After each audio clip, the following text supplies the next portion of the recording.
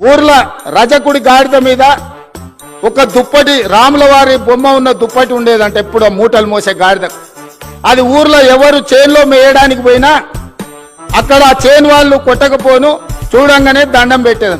గాడిద ఏమనుకున్నదంటే నాకు ఇంత గౌరవం ఉంది, ఈ మొత్తం ఏ గడ్డి అయినా మేయొచ్చు అని ఊరి మీద పడి తింటా ఉన్నది. ఓ రోజు ముళ్ళ చెట్ల నుంచి పోతుంటే ఆ పైన వేసిన బొంత మీద ఉన్న రాముడి బొమ్మ ఉన్న బొంత ఆ చెట్టుకు తగిలి అది బయటికి పోయింది. గాడిద చేనులకు పోయి మెయ్యంగానే దుడ్డు కర్ర తీసుకొని కొడితే నడ్డిరి.